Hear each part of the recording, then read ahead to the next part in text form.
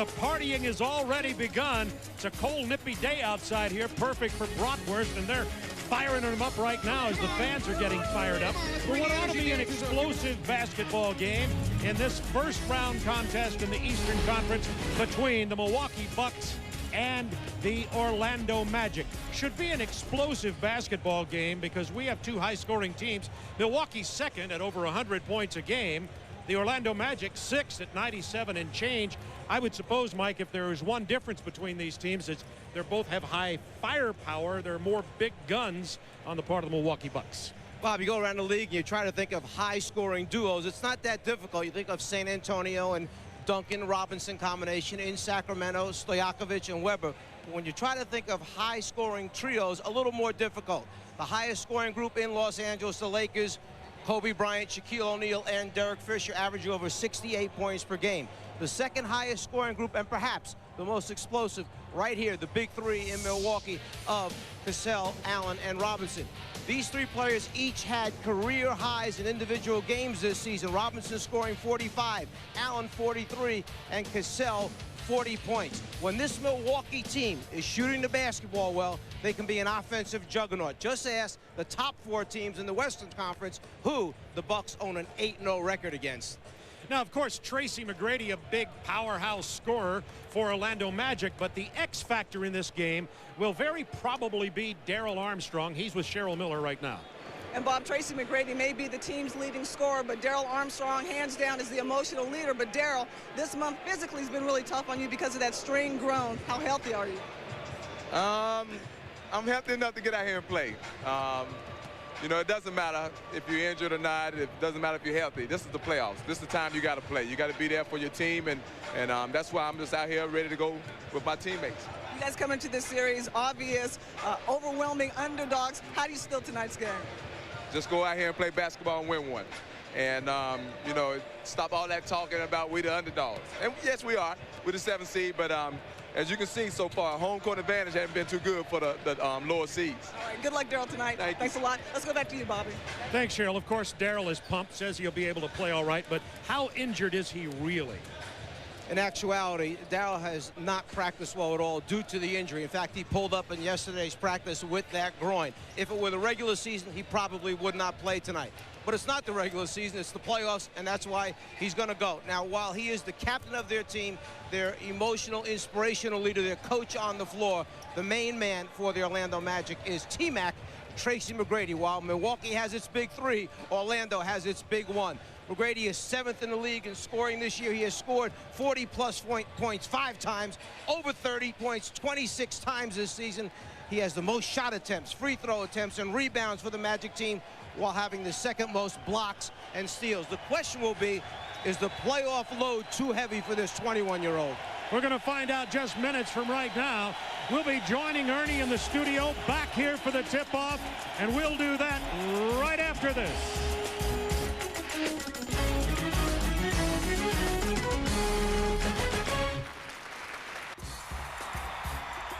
Ernie Johnson back at you from our Atlanta studio. Charles just kind of hanging around. It's called chilling. Called chilling. I keep taking notes on lingo here, so I'll be all ready for you by halftime. Ghetto slang. Very good. More of that to come at halftime with Charles and Kenny and Paul Pierce. Meantime, a quick look at the scores in case you missed them today. I like these without music, but no, we got some. 106-93, the Lakers winners over the Blazers as they pull away in the fourth to win the opener. Game 2 Thursday night on TNT. Sacramento loses the home court edge. Phoenix goes in and beats them 86-83. Game 2 of that series Wednesday night. Second game of a doubleheader, TNT. And Toronto and the Knicks. Toronto got swept last year. They lose game 1, 92-85. Vince Carter kind of bottled up by the Knicks. They'll play game 2 Thursday night. Where? On TNT. Coming your way next on TNT, Magic and the Bucks. You excited about this one, Chuck? Big time, baby. Watch out for Orlando. I'll take Milwaukee just to make it interesting. It's next, TNT.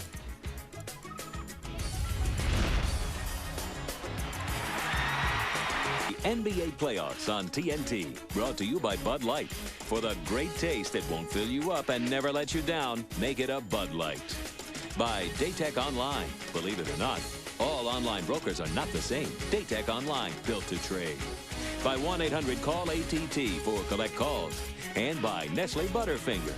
Bite my Butterfinger.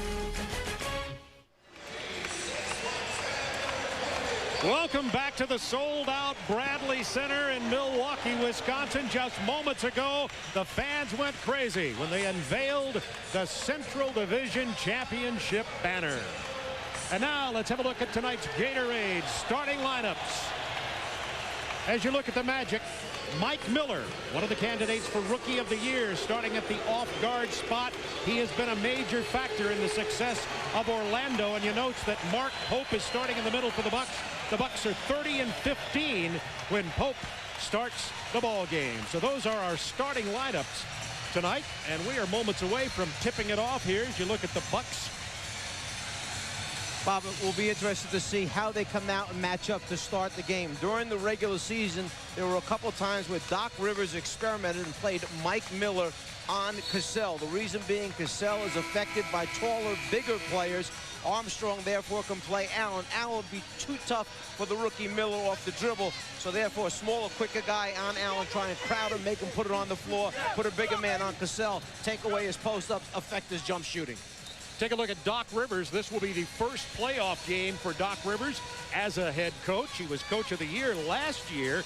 And this year he's had to deal with 7 new faces and, of course, the loss of Grant Hill, but nevertheless has Orlando as the 7th seed in the Eastern Conference playoffs against George Karl. George has coached in 102 playoff games. This is his 11th playoff series, including the finals back in 1996.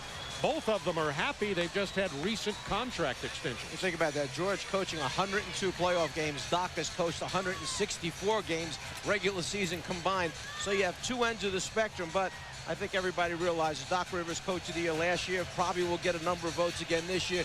George Karl has done just a fantastic job taking this franchise and bringing it back to the success it had enjoyed almost over a decade ago. Well, and the fans have sensed that. 15 regular season sellouts here. Tonight is sold out again, and basketball fever has come back to Milwaukee. Last time the Bucks won the Central Division Championship was in the 85-86 season. So it's been 15 long years here in Milwaukee. You know, as successful as last year was, they only had 3 sellouts. You mentioned 15 now this year, so you can see how the city has captured, okay, has put their arms around and embraced this team. And listen to the crowd. You think you're almost in Sacramento, but it's Milwaukee. Welcome to those watching in Canada on TSN. We are underway, and the Bucks in their white uniforms. Ray Allen gets the tip over to Sam Cassell. Sam averaging 18 and change from the point guard spot. Here's the big dog, Glenn Robinson. Ray Allen misses from long range. Rebound, Orlando.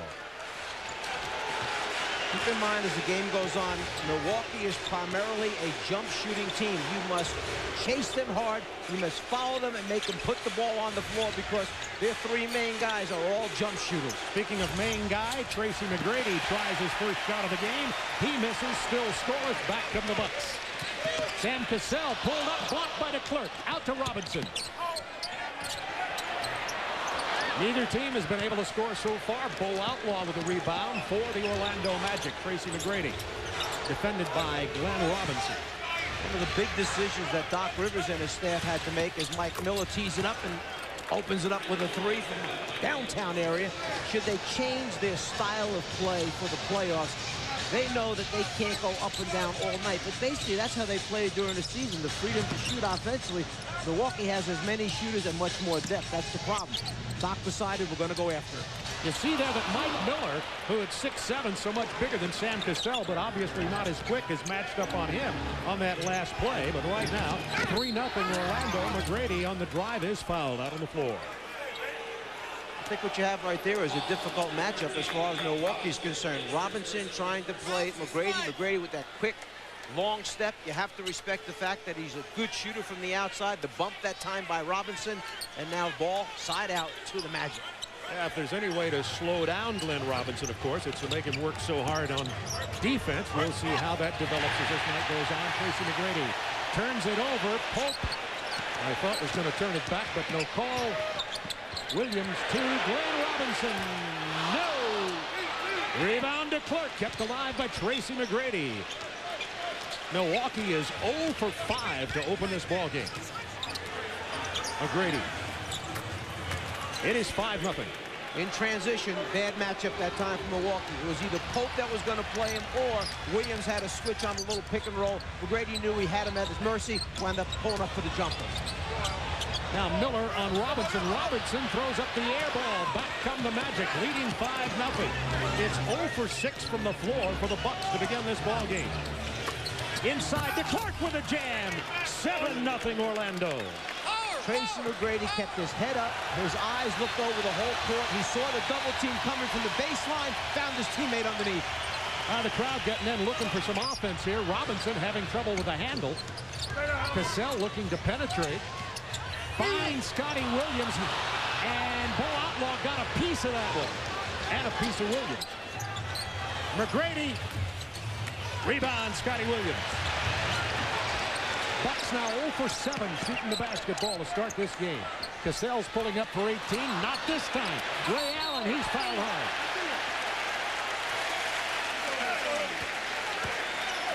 In transition, as Cassell came down, Mike Miller was right there in his face. And when Cassell elevated, Miller made sure that he extended fully. He made Sam put just a little more arc on the basketball, causing another miss. Andrew DeClerc picked up the personal foul. This is his first playoff game. DeClerc is foul prone. John Amici, the Brit, will come in and back up at center. Actually, John Amici grew up in England, but he was born in Boston. We'll talk about him more when he comes to the game. Ray Allen. This Milwaukee team, an excellent free throw shooting team, shooting almost 79% from the free throw line for the regular season. 7-2 Orlando. Mike Miller, one of the candidates for Rookie of the Year. McGrady fouled before he can start the drive. We can notice because of the quick first foul on Glenn Robinson, Milwaukee has already changed their defensive assignments. Pope is now playing McGrady. They have Robinson playing Outlaw, who takes much fewer shots than Tracy McGrady. So they're saying they'll sacrifice Pope but not Robinson. Orlando, Williams got a piece of that one as Armstrong put it up, but the offensive board goes to the Magic. Here is McGrady over the double team. Miller with a heads-up play. However, it went off Robinson and then back off Miller, so it'll be Bucks ball. Called by the official on the baseline. 7-2 Orlando. 8:27 to go, first quarter from the Bradley Center in Milwaukee. Now Armstrong smashed up on Robinson. Too much. Robinson backs him in and hits the 8-footer. 2-3 side pick and roll. Orlando came out and decided that they were going to switch that. And then when the bigger man got down deep enough, Robinson against Armstrong, they were supposed to come and double team. They may have to come a little sooner next time. Miller inside to McGrady. McGrady, Armstrong from the baseline. Remember Darrell Armstrong playing with a very sore groin. Pope gets inside. He tunks it off, and we've got a foul. Both Pope and Williams got inside there. Too much big man firepower. And that foul was on Miller. I mentioned earlier that this Milwaukee team is an outstanding free throw shooting team, but they don't get to the foul line very often. They're ranked right at the bottom of the league in number of free throw attempts per game that they take, just under 23 a game. So if you got to the line a little bit more, you could take advantage of the fact that you're a great free throw shooting team. Scott Williams, 86%. Only 50 on that possession, but Glenn Robinson comes down with the offensive rebound. Armstrong trying to defend Cassell. It's going to be a tough night for Armstrong with a groin injury. Now the switch. Back to Robinson again. Knocked out of bounds by a hustling Bo Outlaw. If there's a guy that you want coming on the double team as a defensive team, it's Outlaw. As an offensive team, you want to keep him away. He's so long and active and quick. 10 on the shot clock for the Bucks. Now Miller on Cassell, tries to penetrate, pulls up to a double team, 3 on the shot clock. Robinson, finger roll, jammed back down inside by Scotty Williams. Once the ball gets inside the defense and penetrates, you get people scrambling to step up and stop it. There's no one left to block out. McGrady, good pass to Clerk off the glass. It's 11-7 Orlando. Tracy McGrady played this game at an easy pace. It seems like it's just not hard for him. Think of a few other players we say that about, and they're all big stars. Imagine him with Grant Hill. Tracy McGrady. Not this time. He's off to a slow jump shooting start. We have a foul on Milwaukee. I have to laugh at myself. I found myself in a mini debate prior to the game, saying whether or not he was 20 or 21. Let's keep an eye under the basket on the blockout position right there. You see Outlaw has the arm hooked in. Pope, however, gets called for the foul. And that's 2 on Pope. Armstrong with the drive. And Outlaw missed the jam, but the turnover comes back to Darrell Armstrong. McGrady, pass inside. Outlaw gets the foul, doesn't get it to fall. See, that's the great thing about players like Armstrong and Outlaw. Outlaw misses a dunk. He could very easily hang his head.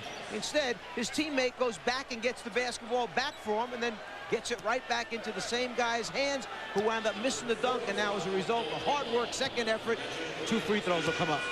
Personal foul on Ray Allen, his first, and Outlaw steps to the line. That's not good news for Orlando. He's a 57% free throw shooter.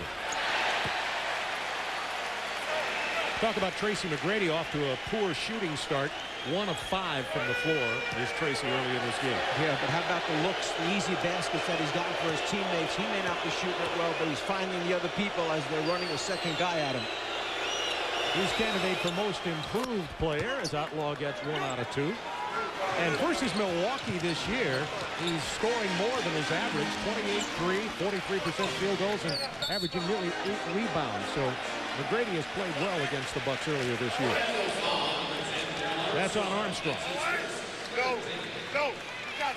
At a 21 years old, going over the 30-point mark 26 times already, 5 times over the 40-point mark.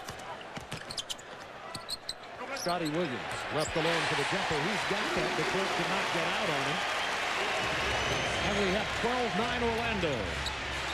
That's 5 points for Williams early in this game. Nice pass to DeClerc from Miller. Another Milwaukee foul. If Andrew DeClerc keeps being in the right spot, he may wind up with the highest field goal percentage in the league and be one of its leading scorers with the way his teammates are finding him right now for open chippies, basically. And Tim Thomas checks into the game, one of the 6-man candidates. He's been playing with a sore right shoulder. But George Karl says he thinks he's ready to give him his usual minutes of 25-26 tonight. Practiced the last 2 days. After the first day, he said he was sore. After yesterday's practice, he said, I'm 100% ready to go. We heard George tell him this morning in the locker room, you better be ready to go tonight. We need you. How about this? We talked about Milwaukee's bench and how much more superior they've been this year over Orlando. Tim Thomas, when he's on the floor, the Bucks have a plus 57-point margin. So that'll tell you his impact when he's out there. Cassell got in trouble in the air, almost turned it over. Thomas bails him out, gives it back. 13 on the shot clock for Glenn Robinson. McGrady defending. Stronger Robinson gets down inside. The ball batted way back out here and saved by Thomas. Allen penetrates. Cassell misses the 3. Rebound McGrady. Of course, McGrady is such a good defender. They did not have to come and double team Robinson the last time down. McGrady called for the offensive foul. So that's the first on McGrady. Glenn Robinson, by the way, has 2 for Milwaukee. We have a timeout with 5:32 to go in the first quarter. 13-9 Orlando. In our eyes, it's not a big concern. But in the public eye, yeah, it's a big concern. I'm saying that we probably have no chance of beating these guys. But it's a different season. It's a different season. I don't think the Bucks been out of the first round. I don't think they. I don't think that they're good. You know, I think if we can really slow down that big 3 and not let the other guys get off, then we'll give ourselves a great chance of winning. But we just have to believe that, and we just got to go out and do it. We just can't talk about it. We got to really go out and take care of our business. think what the youngster's trying to do is lead his team here, give them belief. He is correct. It's been 12 years since Milwaukee did get out of the first round. And McGrady trying to instill the confidence in his team that, look, the regular season's behind us. We can't do anything but learn from that. We start over again. We can steal one here, go back home, and have our crowd rooting just as hard for us. 35, Jason Caffey in for Milwaukee. Ray Allen hits the triple from the corner, his first bucket of the night. Prior to that, he was 0 for 2. Cassell has been 0 for 4, and Robinson only 1 of 5 for the Bucks. But it's 13-12, the Magic by 1. Outlaw is fouled by Jason Caffey.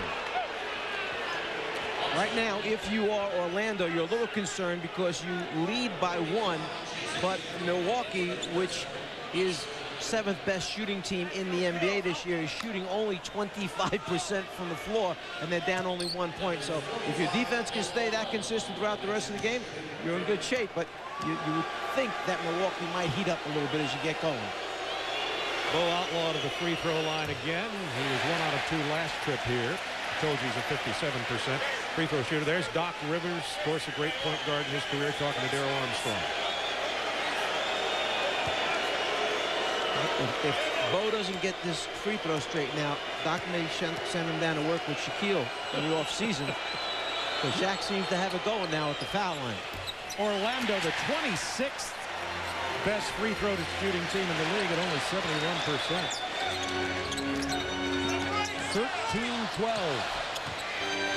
Cassell with a drive and the foul.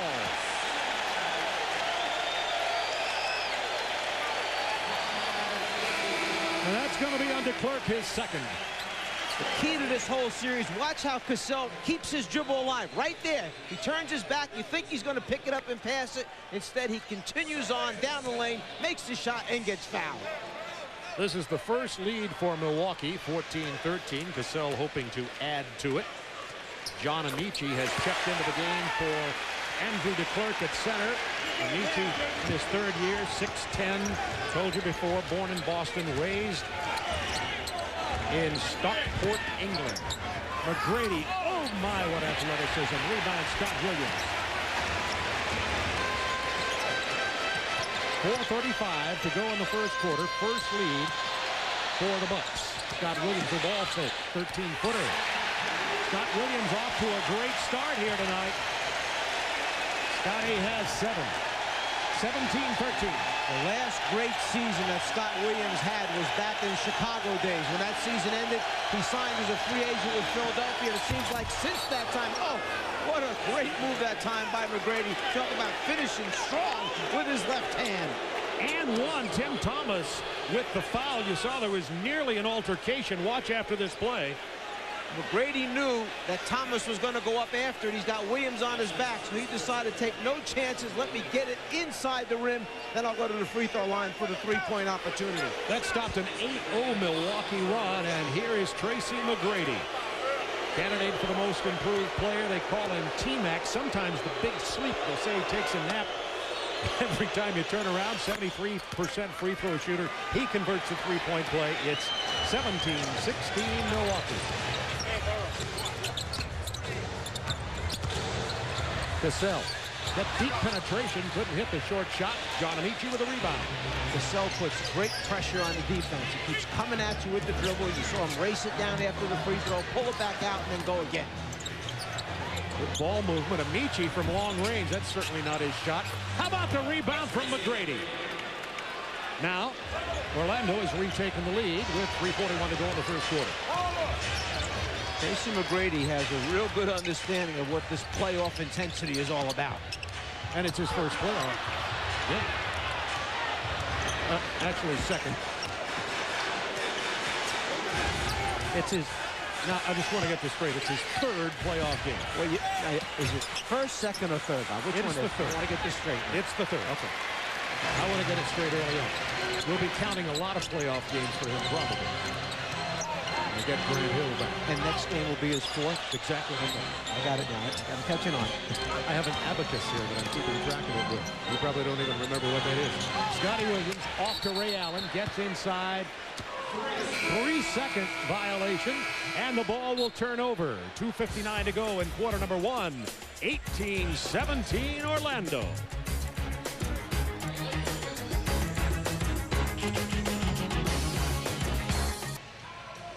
Tomorrow night, we have a doubleheader on TNT. In Game 1, the Hornets meet the Heat, followed by the Timberwolves and Spurs. Coverage begins at 7 Eastern Time. Then Tuesday night, a doubleheader on TBS. In Game 1, the Pacers take on the Sixers, followed by the Mavericks and the Jazz. Coverage begins at 7:30 Eastern Time on Tuesday. How about those numbers? They are the big three. They just haven't gotten out of the gates quickly. Robinson 1 for 5, Cassell 1 for 6, Allen 1 for 3. John Amici, defended by Irvin Johnson, who just checked into the ball game for Pope. Amici inside, rattled in and out of there. They want to go more to Amici and get him to be an offensive impact player here when he's in the ball game. Ray Allen. Tim Thomas. Rebound Outlaw. That's his fourth.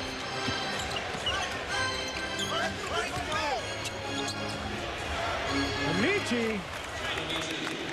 He's a big man, 6'10", 260. Think about the decision he had to make. The Lakers offered him a 6-year, $17 million contract to go there and be Shaq's backup center. He turned it down, signed for 1 year, about $600,000 with Orlando, and will be a free agent again at the end of this year. So a major decision in his life, obviously. You know, he has a master's degree in psychology, so you got to figure he knew what he was doing. Wave it off. Have the violation. 3 seconds called. That's the second time it's been called on the Bucks, but they come right back with a turnover. Allen to Irvin Johnson out high, and Cassell corrals the loose ball. Ray Allen defended by Armstrong. Amici steps out. That leaves Irvin Johnson on the baseline. Jason Caffey with a rebound, can't put it back. Here's Armstrong. McGrady, Miller's down underneath. McGrady, Miller draws the foul. And that's going to be on Tim Thomas, his second in limited minutes since he came in off the bench. Now Lindsey Hunter is coming into the ball game for the Bucks for Sam Cassell. Lindsey Hunter, one of the bench acquisitions for Milwaukee in the offseason that's really strengthened them. Well, and George Karl feels he needs a defensive stopper in the backcourt. In comes Lindsey Hunter. We also know that he's capable of giving them points on the board quickly. He has range on his jump shot, so it's a terrific addition to this franchise, picking up Lindsey Hunter. Magic by 5 with 1:16 remaining in the first quarter.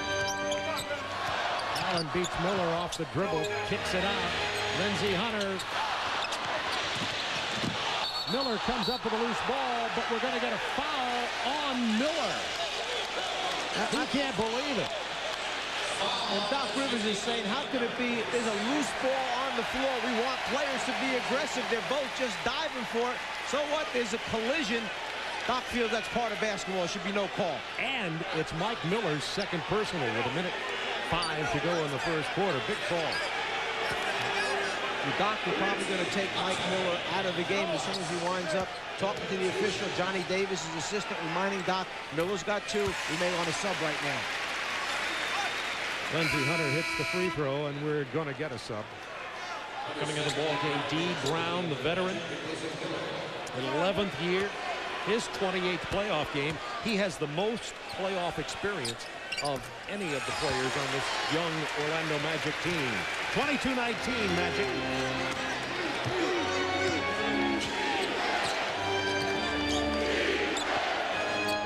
Under a minute to go, first quarter. McGrady over the double team. Rebound Caffey.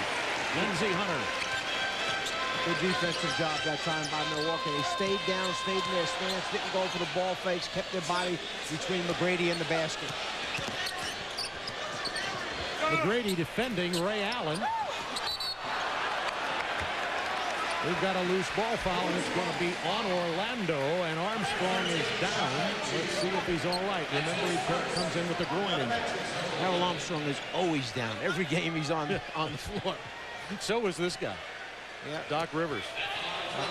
As you would know. Yeah, he was a wonderful player during our years together, and Atlanta was very fortunate to wind up with Doc, who they projected was going to be a top 10 pick in the draft, wound up sliding into the second round, and we were able to get Doc in the second round, and I was a lucky coach. Went to Proviso East High School, near West Side suburb in Chicago, played at Marquette here in Milwaukee. It's going to be Bucks ball with 30.5 seconds to go in the first quarter. They'll get yet another opportunity here, trailing 22-19.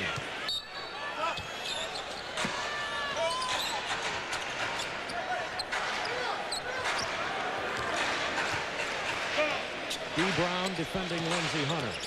Nice screen. Tim Thomas. On the drive, he falls. We're going to get a tipped ball. No, that's a foul. That'll be his second. Said he tripped him. He also kicked the ball. Looked to be just a little bit of incidental contact as Thomas goes to put the ball. His feet actually get tied up. You can see the right foot of Thomas gets tied up with the right foot of McGrady. He goes down, foul is called, and now T-Mac will have to take a break. So Mike Miller has 2 fouls, as does Tracy McGrady. Tim Thomas, 77% free throw shooter. Pat Garrity coming in. Monty Williams also for this final 19.5 seconds of the first period.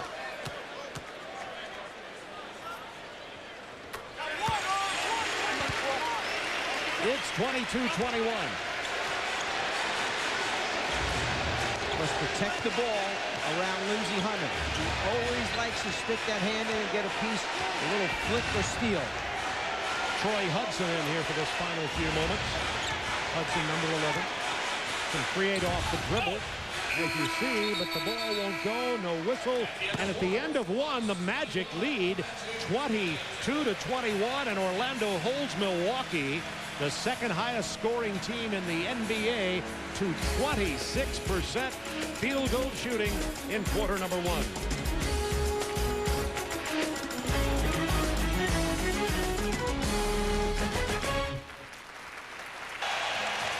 Orlando jumped out to a 7-0 lead, forced 26% shooting and 5 Milwaukee turnovers, and lead it by 1 going into the second period. Here's tonight's American Express leaderboard. The top scorers early in the playoffs. Tim Duncan leading the way with 33. Now this is the quarter in the 4 matchups this year in the regular season that Milwaukee has blown the game open. There is Garrity, and when he comes in, think of nothing else. Perimeter shooting. Well, you mentioned that Milwaukee has had a big second quarter on a regular basis throughout the course of the season. The reason for that is because they are such a deep basketball team, and normally at the end of the first quarter, going into the second quarter, is when your bench or second unit comes on the floor, and that's where they have dominated so many other team backup players. Amici very aggressive in the paint since he's come into the ball game for DeClercq.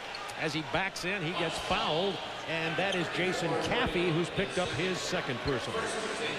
You know, early in the game, we mentioned that Milwaukee was an excellent free throw shooting team. One of the problems we said, however, is they don't get to the free throw line very often, under 23 a game.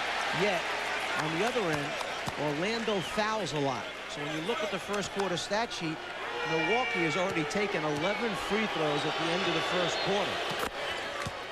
Michi 1 out of 2, and the Magic lead it by 5, 26-21. Biggest lead for Orlando has been 7.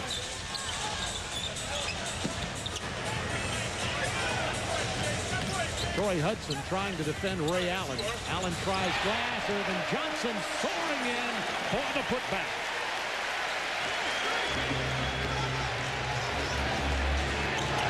Monty Williams. Tipped away as he drives inside. Ray Allen. Tim Thomas. Goes glass. Remember, Milwaukee is plus 57 in the 4 games they've been played in the regular season over Orlando. The team is when Tim Thomas is on the floor. 1-point Orlando lead.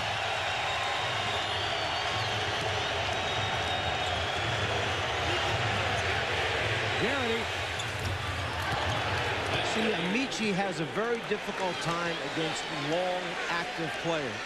Johnson will bother Amici if he stays on the ground and doesn't go for the ball fakes and head fakes, and he will give problems because Amici has no lift. He doesn't get up in the air. He uses his body. He can shoot with either hand, right hand or left hand. Nice job by Johnson that time.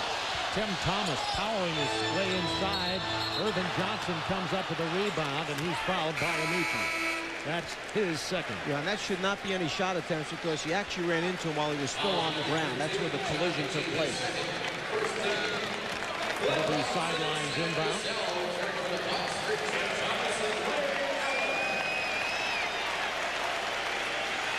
Cassell back into the ball game, and Ray Allen will go to the bench. Lindsey Hunter tries the 3. Rebound Robinson. 27 to 28, a 1-point deficit for the Bucks. Troy Hudson continues at the point for Orlando. Milwaukee really pounding Orlando on the offensive board. And that shot goes up. You've got to put a body and slow Milwaukee down. They're running over the top of them getting to the glass. 7 on the shot clock. D. Brown gets the 3. 31-27.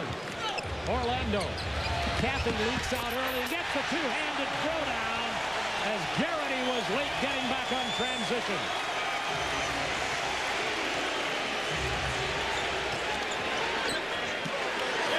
D. Brown yet again a triple.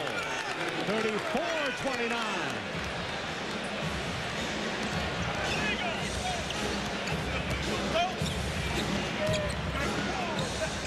Robinson's going to drive into the paint. Nice dish off inside. Irvin Johnson from Glenn Robinson.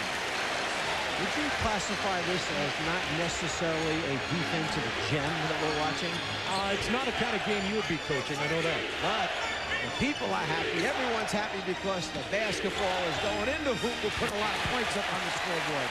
Michi tries the running hook. It rims out. 34-31 Orlando. Sam Cassell with a good ball fake. Got D. Brown on his heels, and Cassell knocks it down. It's a 1-point Orlando lead. Doc Rivers had to make a decision whether to slow the game down or stay with the same tempo. He's built this team with the young players and the offensive people that he has here. Troy Hudson goes to the basket for the layup. Kind of like Milwaukee plays. They're an offensive team first. Defensively, Doc will continue to build this team over the years. But George Carl mentioned to us, this is different. Steal for Orlando, and they'll try and get an easy one here. Williams goes to Troy Hudson, who missed the layup, and back comes Glenn Robinson. A blown opportunity. That was blocked from behind by Monty Williams. It'll be Milwaukee ball. I was mentioning the fact that George Carl said, this is new for me. Letting them go, playing offense all the time, and defense covering secondary. Magic lead it by 3, 7:36 to go in the first half. Orlando got 3 key three-point shots, and they continue to lead by 3, 36-33. Before we get back to action, let's take a look at the Emmy Award-winning drama that's coming to TNT. Coming this June, get caught up in the Emmy Award-winning drama, Law and Order, Tuesdays at 8 on TNT.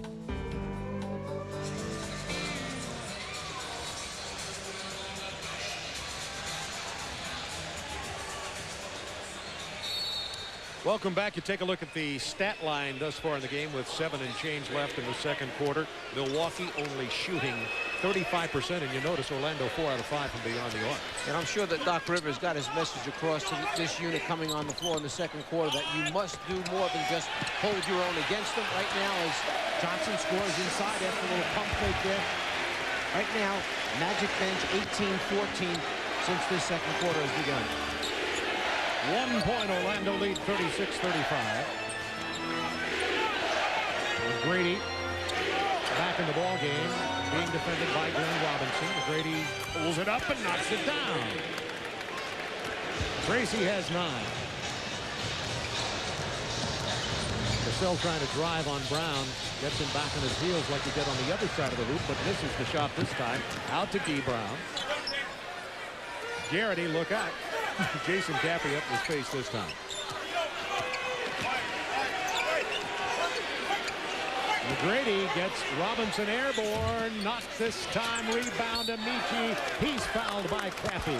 And speaking of the bench playing, Troy Hudson's gone a long time. We'll see if there's anything up with the groin injury to Darrell Armstrong. He's getting quite an extensive rest. And the longer he sits, the more apt it is to tighten up on it. And perhaps Doc Rivers will let the team keep going as it is. You know, Troy Hudson is actually a converted scorer. Yes, he was a point guard with the Clippers, but his first thought was score first in that role. When he came over, Doc Rivers tried to give him a different understanding of the point guard position. Doc finally said, you know what, he played better when I told him stop trying to make too many decisions. Just go. Whatever your first thought is, do that and play. It took a little bit of burden off his decision-making process. You know, he's a rap artist. His first CD comes out in May. Garrity trying to rip it loose, and we've got to jump off. He's a rap artist. First CD in May. I have to apologize. I'm sorry. I didn't realize that or know that. He's a budding star. Yep. Matter of fact, he says his stuff is better and more urgent than Shaquille O'Neal's. Shaq is #1 on my list. He's got to show me something first. Well, wait till the CD comes out, and we'll just see. Buying all his CDs. He probably put together a lot of that when he was playing with Yakima Sioux Falls. Loose ball foul. It's on Cassell, and Cassell is flirting. Here's Cassell's point. Cassell is saying it was a bad toss, that you should throw it up again. Yeah, I fouled him, but I fouled him because of the bad toss.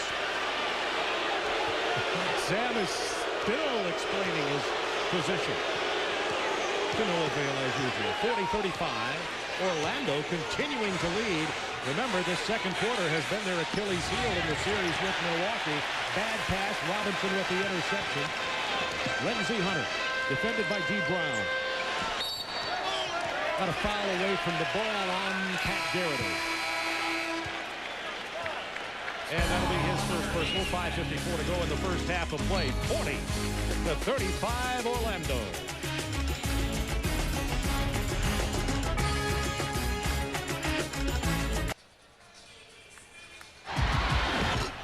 Oh, yeah, I thought last year that we were hoping to just win some games.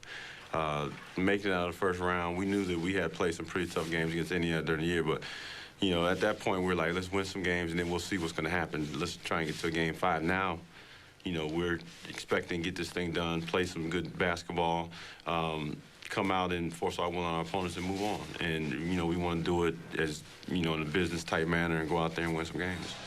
You know, in talking to John McLaughlin, the Milwaukee Bucks broadcast team, they said they noticed this change over the last 30 games in the season in this Milwaukee team. It was a more matured approach to it. As he said, more professional approach to it. And I'm sure after going through that great series, losing the heartbreaking series to Indiana, this team came back with a lot more confidence, and I understand just how hard it is to move on in the playoffs. Glenn Robinson has his shot blocked by McGrady. He comes back firing. Urban Johnson goes over the back of the Amici and is called for the foul. Classic example for all those youngsters out there who don't jump very well. Guy much bigger, much better leaping ability. Johnson on the back of Amici. Amici, good blockout position, gets off the ground. Not quite as high as I do. Still was able to box him out and pick up the foul on Johnson. I've seen some of your leaping. 5:27 to go in the first half. 5-point Orlando lead. McGrady working on Robinson. Bad pass collected by Scotty Williams. The big three for Milwaukee, only 5 of 21. Robinson just 2 for 7. He spins inside. Amici was there. The ball comes loose. Troy Hudson with it. You know, part of the problem why Robinson may be shooting 2 for 9 is the fact that he has to guard McGrady right now with this matchup on the floor. McGrady can give you nightmares, you know. Troy Hudson had the open look, couldn't hit it. 40-35 remains the score. Now Hudson matched on Glenn Robinson. Look out. Easy pass. Urban Johnson. And Irvin Johnson has 8, and he's 4 out of 5 from the floor.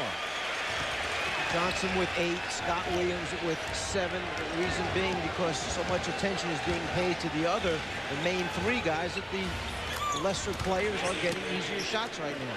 Tracy McGrady has 11, 42-37 Orlando. Yeah, Irvin Johnson has his season high versus Orlando in their last game this year. He had 13. Scotty Williams over Amici. 4 minutes to go in the half.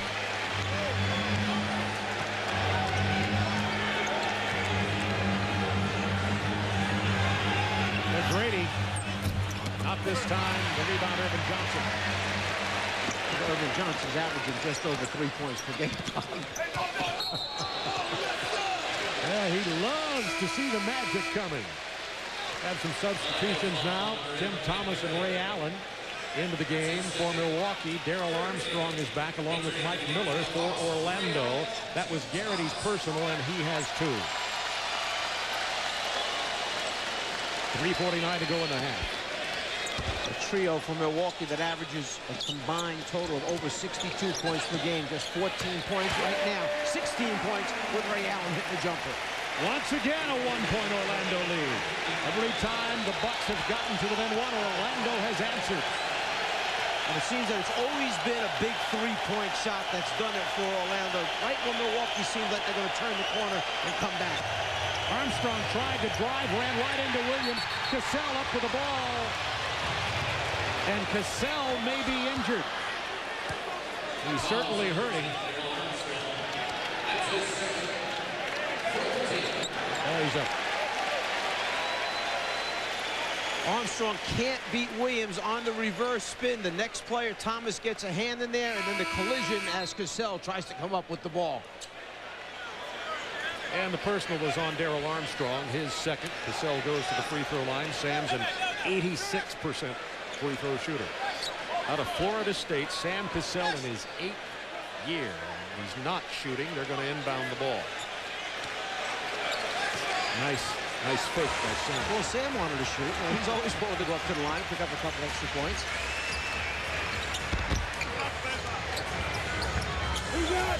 14 fouls on the Magic. Also 4 on the Bucks. They'll be shooting in a minute.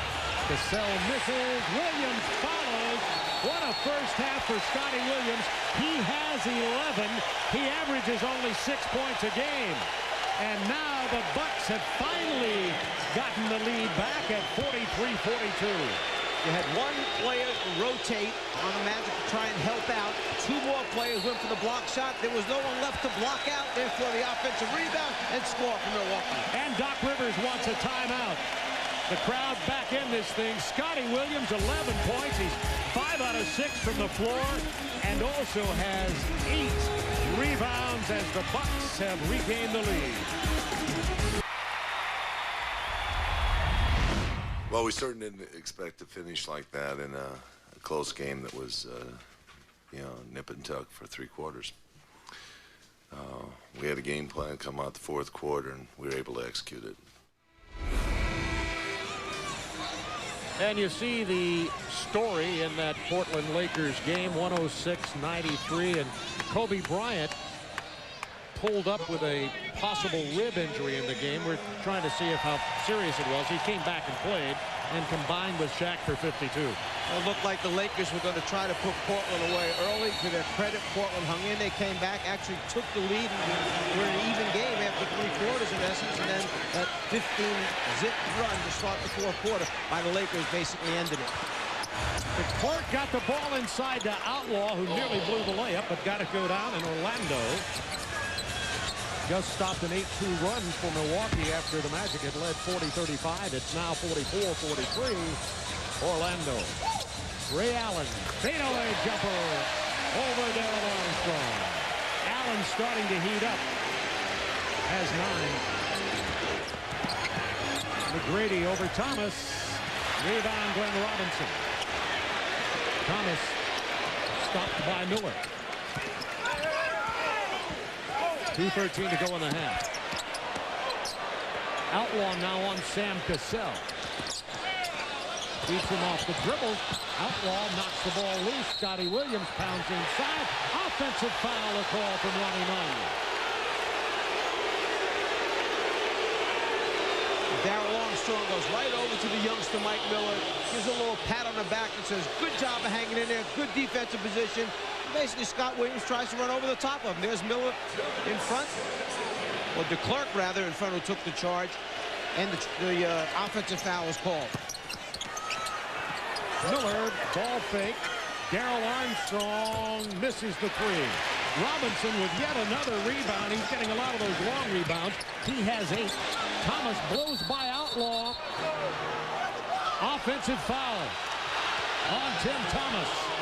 That's his 3rd personal. All right, now I'm going to get it straight. It was Andrew DeClerc that wound up stepping up.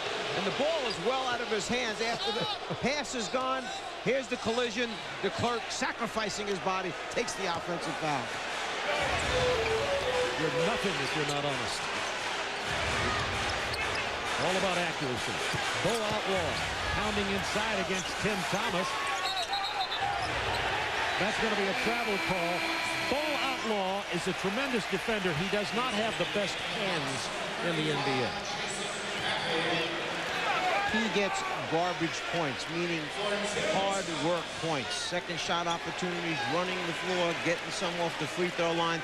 And then he knows that his role with this team is to play excellent defense, be a factor on the glass for the Magic so that the other guys can do their scoring. Coming up on the AT&T Halftime Report, Paul Pierce joins E.J. Kenny and Charles in the studio. They'll have scores, highlights, analysis from all of today's playoff action. 45-44 Milwaukee, 1:15 to go in the half. Armstrong on Allen. Cappy.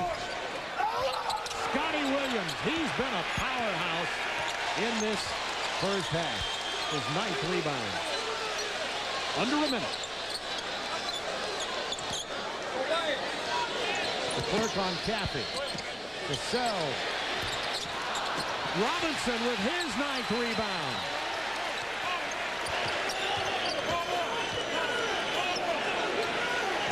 You know that one of the things Doc Rivers is going to talk about is second shot opportunities. Sam Cassell, give him 3 chances, they're going to score.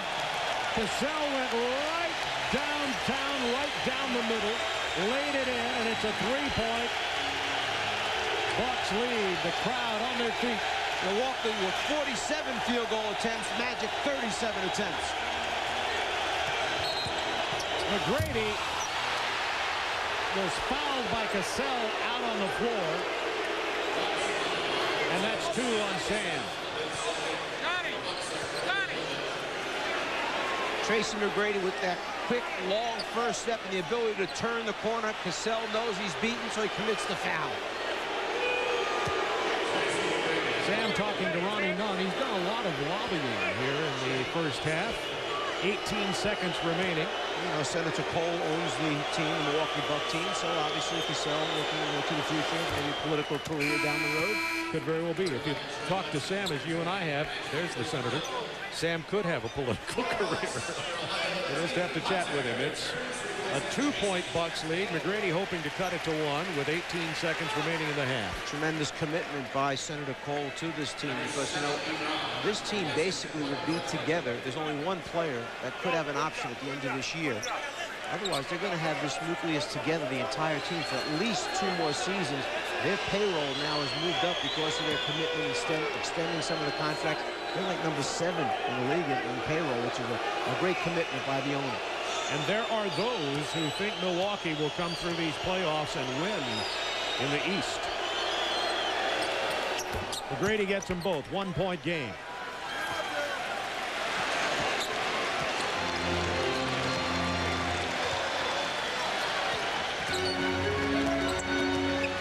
Armstrong on Ray Allen. Allen breaking him down. Outlaw got a piece of that. Allen came right back. Tipped Williams.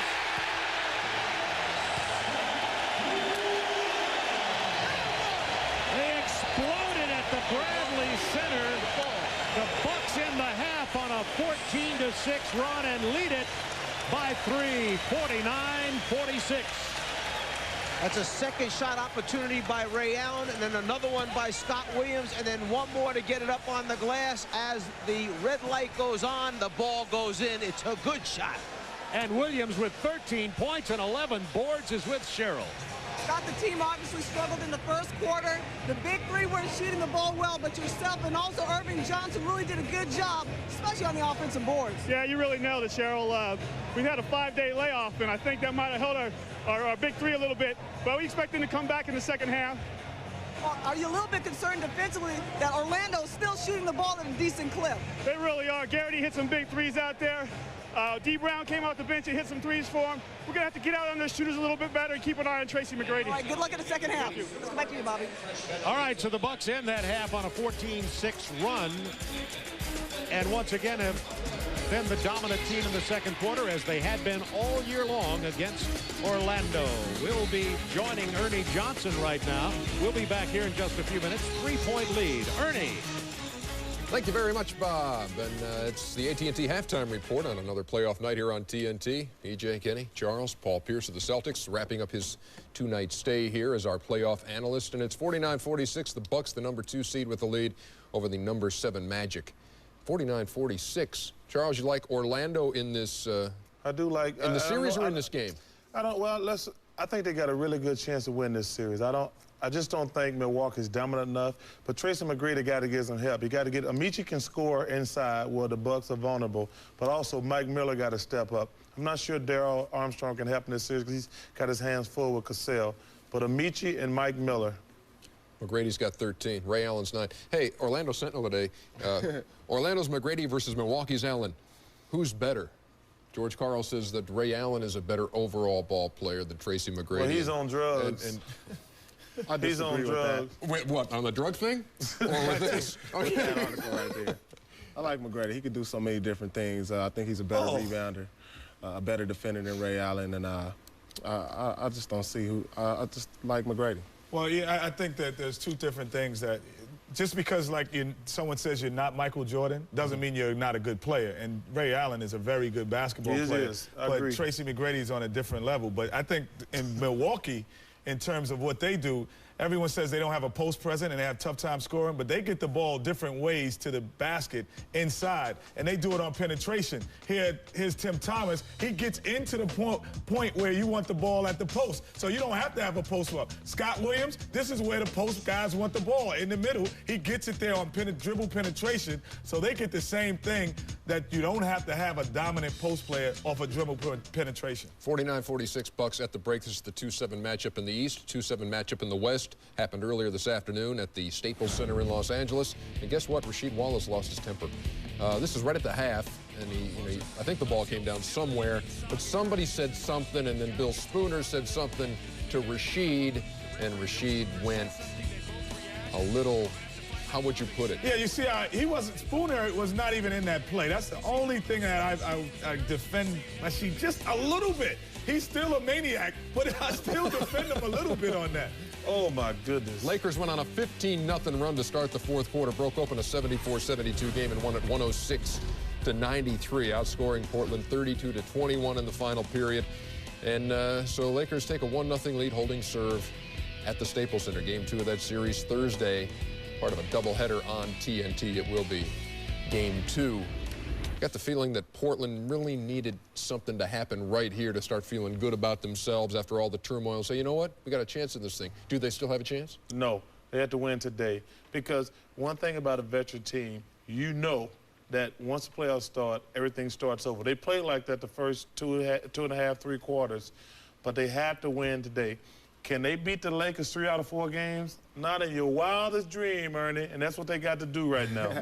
I have to agree with Charles. I think today was... You don't have to, but you may. I think this was a great opportunity for Portland to take advantage of the Lakers on their home court, and I think with the win today, the Lakers kind of took some wind out of the Blazers. The advantages that they normally had, they didn't have today in Portland. They have an advantage in the low post with Kobe Bryant last year with Bonzi Wells and Steve Smith posting him up. There was really no post-up game. Kobe held his own, and that was a big difference. Rasheed still played well inside, but I think missing Bonzi is the key. Kobe had 28 today to lead the Lakers. Also was bothered by a left rib. Imagine that. All I could think is a good thing he wasn't playing the bad boys because that thing would have been attacked. You agree? And rightfully so. Thank you very much, Charles. Charles agreed with me. What's the date? When we come back, Vince Carter, not exactly half amazing, as the Raptors square off with the Knicks for the second straight year. The AT&T Halftime Report is brought to you by AT&T, proud sponsor of the NBA. Halftime report, Suns playing the Kings at Arco Arena. Game 1 of that Western Conference best of 5. And watch Chris Webber. 68-66 Kings. The lead did not last. Rodney Rogers from way out there knocks it down and then holds it up for the world to see. Late in the game, Jason Williams with their last chance needed a 3 to tie. And the Scott Skiles and company scurry out of Arco with a 1-0 lead over the number 3 seed, the Sacramento Kings, 86-83. Next game is Wednesday night on TNT. Raptors and Knicks, Madison Square Garden. The block, purple shirts of the Toronto Raptors. Vince Carter, 44-41 at the break. Carter did not have a good day shooting the ball. Allen Houston, that's pure. Over Alvin Williams. He finished with 23. Knicks on top by 4. And then Charlie Ward, a big defensive play late in the game. And Vince Carter saying, look, I like cameras, but not right now. 92-85. The Knicks winners over the Raptors, keeping Toronto winless in their postseason history. They're now 0-4. They were swept last year and lose game 1 at the Garden. And Thursday, 8 o'clock Eastern on TNT. That'll start off a doubleheader at the Garden in New York. Talk about both of those games right now. And Toronto trying to put the memory of last year and a First sweep. of all, I hate when people say that last year don't have anything to do with this year. Stuff doesn't stick with you? Heck no. That's the biggest myth. That's like Scott Skiles played music. Real loud to try to get him used to. The crowd doesn't matter. You just got to play basketball. Vince Carter's got to put the ball down, go to the basket. They double him, pass it. When he gets it back, be aggressive, take the ball to the basket. Taking all those fadeaway jumpers, those hanging there, those things are not going to go in. You just got to be aggressive. Kings give away home court in game 1. Oh, they gave away home court, but I like that new Jason Kidd, where he's an offensive player now. Before, when he used to play against Jason Kidd or see him play, you would say, you know, give him the jump shot, you know, or you back up off him. But now that is his living. He is very comfortable coming off the screen, shooting jump shots, shooting threes. I've never seen it. He took 19 shots. When he takes 22, they'll win again if he plays that way. Sacramento Kings losing today, and Jason Kidd, by the way, huge rebound late in that game too. He just does everything for you. What do you think right now if you're the Phoenix Suns and you go in there and you win game 1? Who do you like in this series, Paul? Well, Phoenix is so dangerous. They have a lot of weapons. I think they have more offensive weapons than Sacramento. So this series can go either way. I think they turned the tide with taking home court advantage from Sacramento. This is a series that Phoenix can definitely win. And they take the 1-0 lead. Back to put the finishing touch on the AT&T Halftime Report in just a second. Tracy McGrady, who some folks like better than Ray Allen. Pretty good first half. T-Peso. And look at that lefty. Get out of here. Don't come back. Not you, Brewers.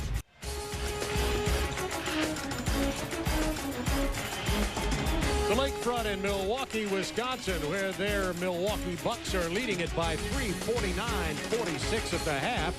Most people expected that the Milwaukee Bucks would be leading, but I don't think most people expected them to be leading in the manner by which they've taken this advantage. The big three have not been shooting the ball very well so far. However, how about this? A 32-17 rebounding edge for the Milwaukee Bucks, and they're getting some point production from the inside of players you wouldn't expect to be scoring this much. I would think at halftime, both coaches are happy for different reasons. Doc Rivers happy that his team played defense as well as it did and held them to 38% shooting. giving up 17 offensive rebounds. On the other side, Carl happy because he got play out of his big people up front. And we see that Scott Williams right there, now with the open jump shot, shooting 6 for 9 in the first half. And then R1G1 shooting 4 for 5. He's in the right place with his hands ready to lay it up. And then no block out on the inside. He'll follow back up for the tip in. So between the two big people up front we're just talking about, Williams and Johnson is shooting 10 for 14. Remember, their season average, 9.3 points per game. They have 21 here tonight. And you see 62% points in game from Robinson Allen Purcell, only 20 tonight. Well, what is Doc Rivers going to do in the second half? Moments ago, he talked to Cheryl Miller. Well, Doc, obviously you guys did a decent job on the big three, 8 of 29. It was the rest of the team that hurt you. Yeah, it's basically been the theme. You know, I was telling Coach Fratello before the game that that's exactly what we've been hurt by. You know, they're shooting 38%, and they needed 17 offensive rebounds to shoot 38%. That tells you your defense is good. And if we can take care of the glass, Cheryl, and take away some of the quick shots we're taking, I think we're in good shape in the second half. All right, Doc, good luck in the second half. Thank you. Let's go back to you, Bob. Okay, I noticed he said Coach Fratello. Is there something you want to tell us? A lot of changes going on around the league. I want to talk to Doc, see what he knows. Maybe he can tell me something. Orlando, we've got an offensive foul away from the ball as Orlando inbounded the ball. It was DeClerc who committed the foul away from the ball, and that is his third personally. So 49-46 as we begin the half.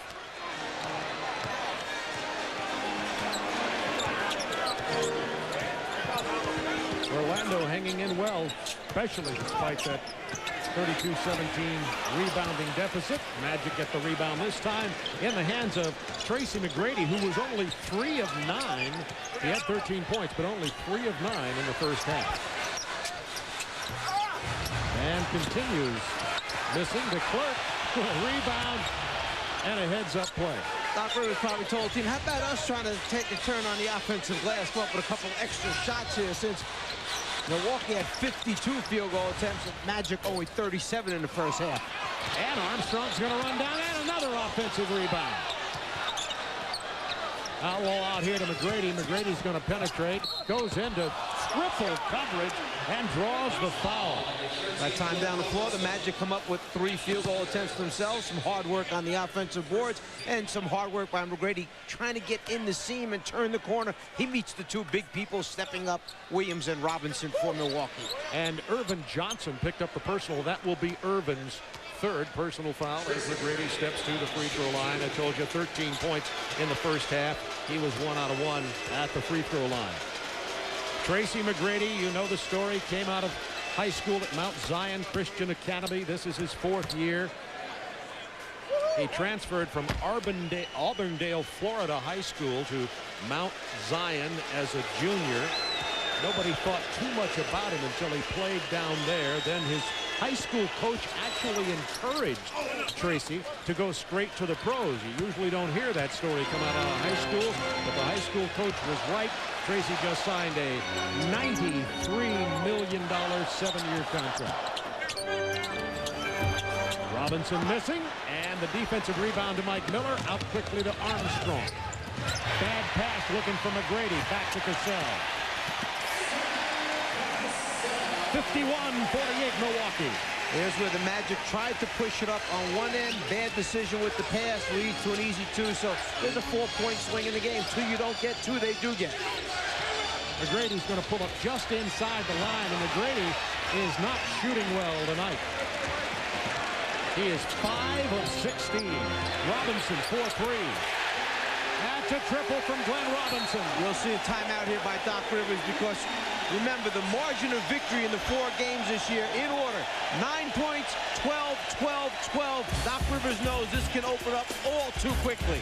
It's a 6-point lead for Milwaukee. It's their biggest lead of this ball game.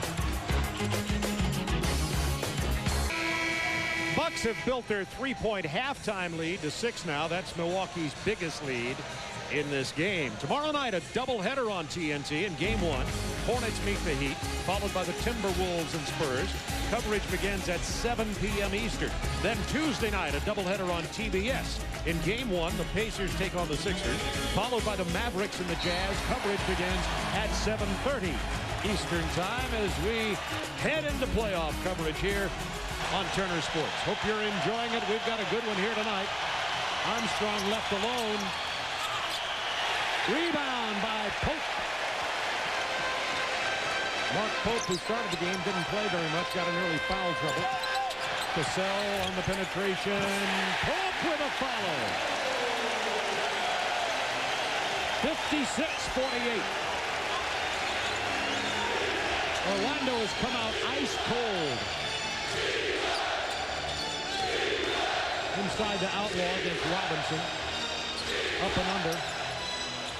See, Doc Rivers is trying to make a decision. Who else does he get points from if it's not McGrady? Cassell with the up fake gets Miller in the air, steps into him. Smart veteran foul. He's going to go to the free throw line to shoot too. Remember, off the dribble on this basketball team, you have McGrady, and then who else is the next guy that's an off-the-dribble, create-a-shot player for this team? Troy Hudson. Yeah, that's the only other one. So basically, the other guys are jump shooters, and someone has to force a double team either down in the low post or by dribble penetration to open up those shooters. If that doesn't happen, as a coach, Doc Rivers keeps searching, and you try and put different combinations on the floor. That's where he's hoping that Amici maybe can come in and draw a double team down low.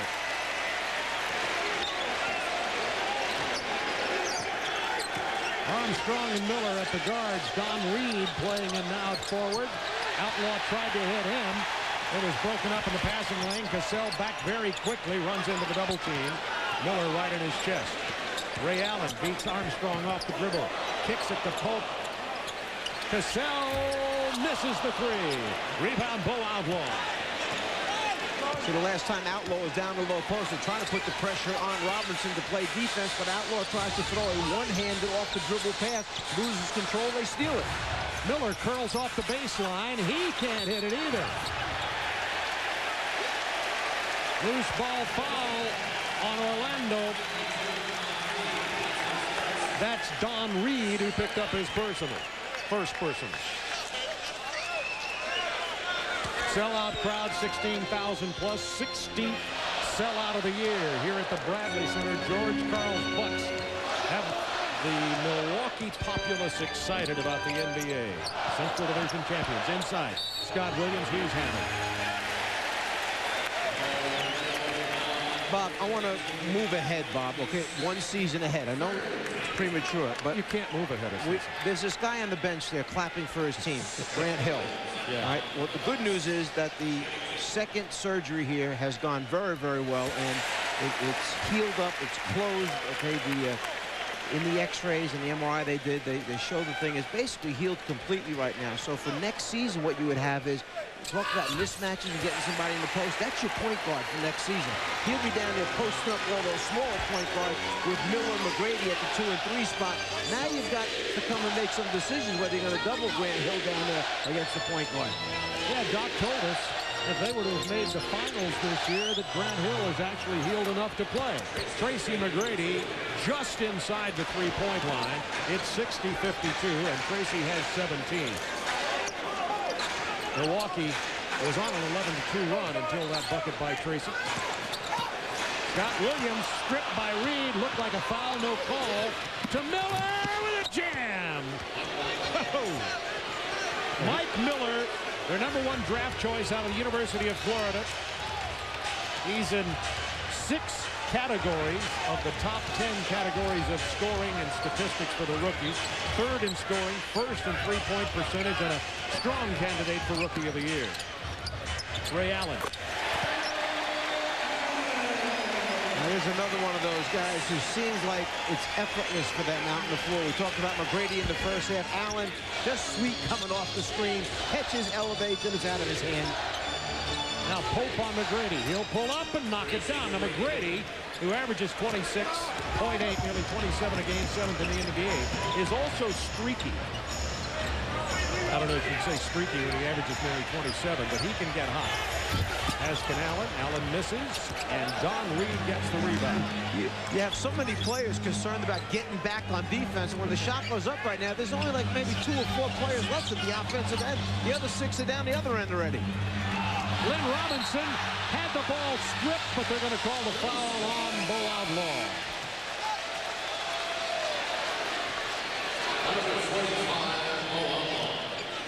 And that'll be his first. 62-56. Bucks heavy favorites. A lot of people are predicting that Milwaukee will sweep this best-of-5 series. 3 games to none. Orlando doing their best to steal one here, knowing that there have been some upsets in the first round. Glenn Robinson goes to the offside, uses the rim to protect the shot, and draws the foul. McGrady gets beat with the drop step here. Now McGrady thinks he's coming up on the left side of the rim. Robinson comes up on the right side, avoids the block attempt by McGrady. Up, he's not there. He's there on the other side. Nice little move that time by Robinson. Glenn Robinson, already in his 7th year, it's hard for me to believe that. He is 5th on the all-time scoring lead list for the Milwaukee Bucks. Coming into this game, 10,644 points, and it's a 9-point Milwaukee lead, biggest of the game. Reed tried to tip it in, but he still got the offensive rebound. Back to McGrady, to Miller. Garrity hits the 3. Pat Garrity from Notre Dame shoots 43% from outside the stripe. Now a 6-point Milwaukee lead. Williams looking for Glenn Robinson, defended by Tracy McGrady. See how much stronger Robinson is. At his own offensive rebound, stripped away. Scotty Williams. What a game he's having. Remember, he averages only 6 points a game, has 17 tonight, is 7 out of 10 from the floor. Remember, we said in the first half, I don't know if I ever got a chance to complete the thought as the foul was called on Pope that time. Scott Williams' last real good year was coming out of Chicago. Then he signed as a free agent in Philadelphia, and the recollection is that he basically just been injured all the time since that point. Even last year, when they got him here, it seems that he'll go a string of games, be okay, and then some kind of nagging injury comes up that knocks him out of the rhythm or flow. But this has been his most consistent year since that time in Chicago. 8-point Bucks lead. McGrady left alone for the jumper, and Tracy starting to heat up now. Tracy has 21 already. It's a 6-point Bucks lead with 5:13 to go in the quarter, and Tracy, by the way, has 8 of his points in this period. Mark Pope. Good position by Scotty Williams, but Armstrong stripped it away to Bo Aldron.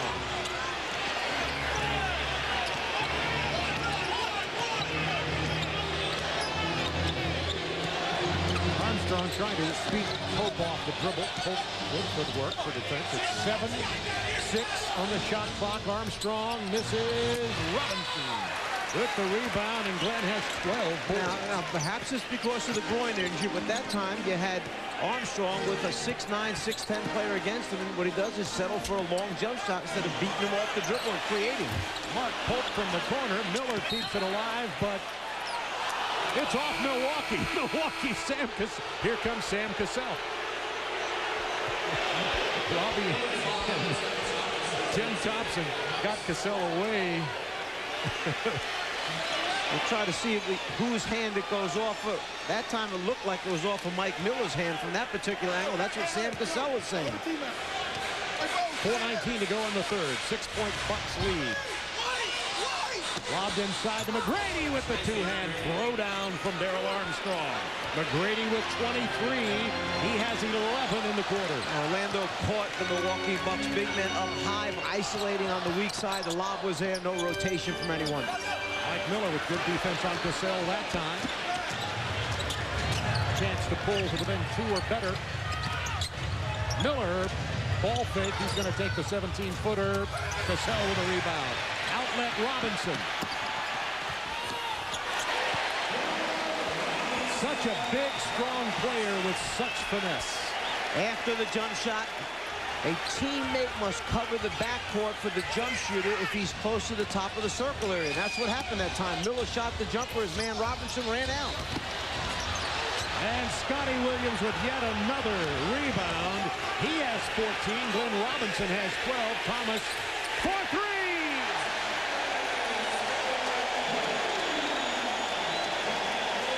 Bob, I was just about to say that it was a great timeout a little while ago by Doc Rivers. His team got back in the game. They cut it down to 4. All of a sudden, a 2 on a run out and a 3, and now all of a sudden the lead is up to 9.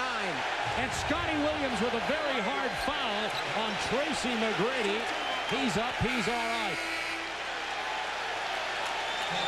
This is playoff basketball. You go into the basket, you're going to try and dunk it on the big man. He's going to make sure that you do not get to the rim. Scott Williams with a lot of playoff experience, championship teams with the Chicago Bulls. Now his team's got to settle him down. He's been a great contributor tonight. He can't lose his head trying to prove a point that he's a physical player. He just called for a flagrant foul. That's one of the reasons he got so upset. Man, that's a correct call. I mean, that's not even close. McGrady will shoot the free throw. 2 shots on the ball.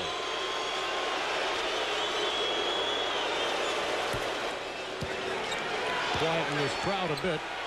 Boy, they are wild here in the Bradley Center. Is the defense going for the ball or playing the body? Is he intentionally trying to knock the opponent down? That's a decision the official has to make. In their opinion, that was an easy one. It was a flagrant foul. I'm gathering that's your opinion also. I could see it in their eyes, the officials. That's how I knew that. A great eye reader from across the floor. How about his eyes? How about Scott Williams? The eyes of the Tiger tonight.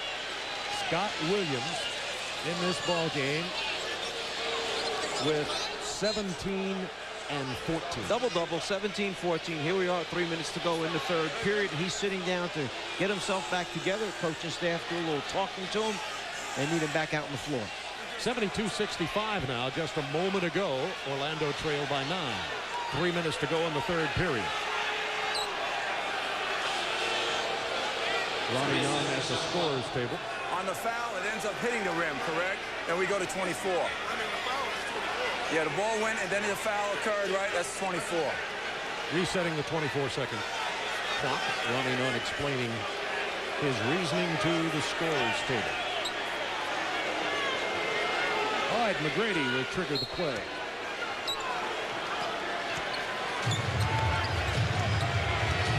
That flagrant slowed down some of this crowd enthusiasm. Let's see how it affects Milwaukee. Inside to Bo Outlaw. How about the block from Thomas?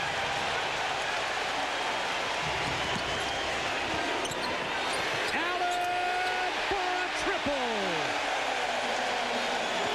There's a turnaround. What looks like a short 2 on a dunk is rejected, and it turns into a 3 at the other end of the floor. And Milwaukee with their biggest lead, 75-65. They're on their feet, 16,000 at the Bradley Center.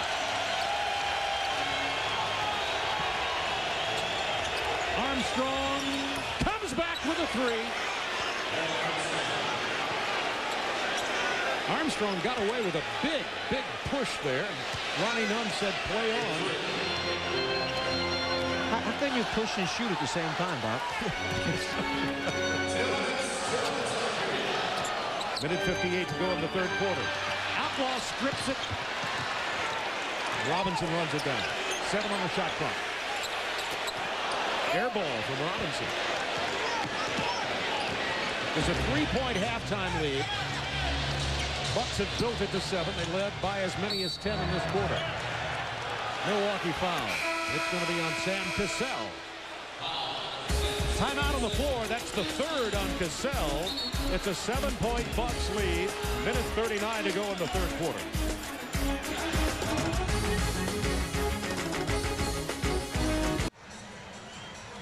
Go back a few moments ago when Milwaukee started to open this thing up. Miller's teeing up the ball, looking at the rim. Cassell playing defense is going to run at him. Down low, here's Glenn Robinson watching what his move should be defensively. On the ball fake, Miller loses Cassell. Gets inside. Right here is when Robinson rotates up. When he rotates up, he keeps going. Armstrong, the teammate of the shooter, needs to rotate back and cover the backcourt. Miller shoots, Robinson challenges and keeps going. Armstrong stands, and as a result, the easy long pass, and then 2 points for Glenn Robinson. 75-68 Milwaukee. 13 on the shot clock. McGrady is fouled. It's going to be on Lindsey Hunter. And that's his first. So Tracy McGrady heating up now. He's 9 of 23 in the game. He's flawless at the free throw line. 7 out of 7. Has 25 to go with 5 assists and 3 rebounds. Well, to show you the pressure that's on this young man, he has taken 23 field goal attempts, not counting the 7 free throws, now 8 free throws that he's taken.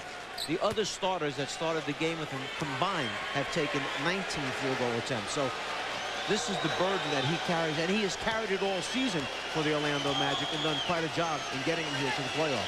McGrady just set his playoff career high. His first playoff game for the Orlando Magic. On the other hand, with Milwaukee, you've got the starters shooting 15, 10, 13, 15 shots respectively. The shot attempts have been dispersed amongst the starters. 10-point lead been cut to 5 now with minute 19 to go in the third period. Bucks led by 3 at the half. Robinson backing in on McGrady. McGrady blocked the hook. Oh, baby.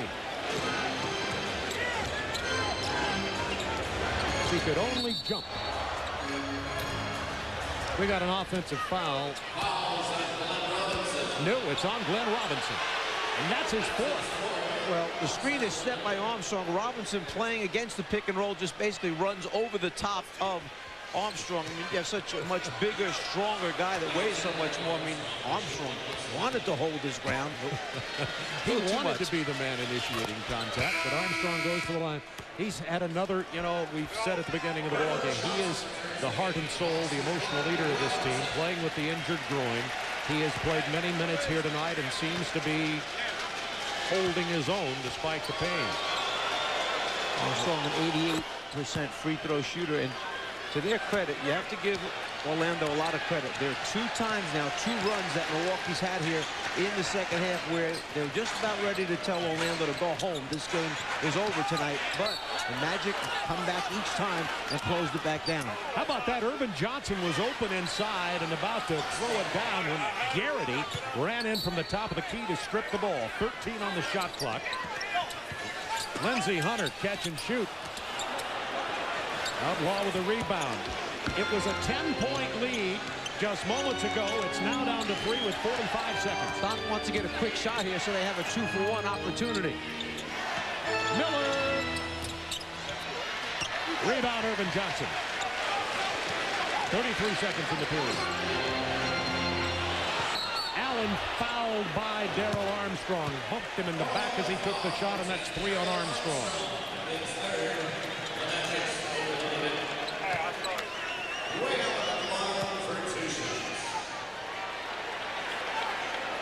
I mentioned that Orlando was trying for the 2-for-1. Well, Ray Allen raced it right back at him because he saw how much time was left. Yeah. He got the quick one, and then Milwaukee should wind up with the last shot of this quarter.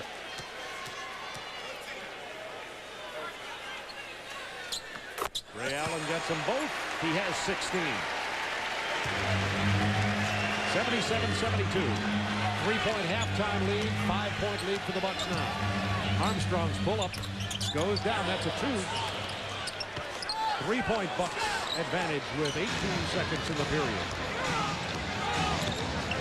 Orlando hanging around. Looking for the last shot is Ray Allen. Outlaw stepping out. Shot clock to 5. Tim Thomas. Oh, what a play. Tim Thomas drives the baseline. 1 second. Mike Miller. It's broken up by Cappy at the end of 3. Bucks 79, Magic 74 in the period. Tracy McGrady kept the Magic in there with 27 points total in the game, had 14 in the quarter.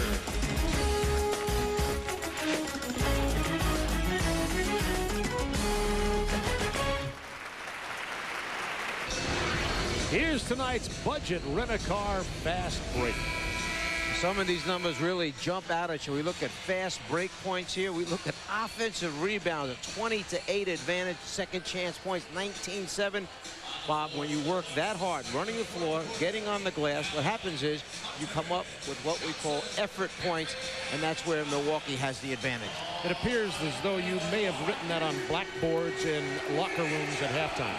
Just starting to come back little by little. Big 3 starting to come back too. First half total 20. They had a total of 19 combined in the third quarter. But the big one for Orlando. Tracy McGrady had 14 in the period, and it's a 5-point Bucks lead with the final 12 minutes.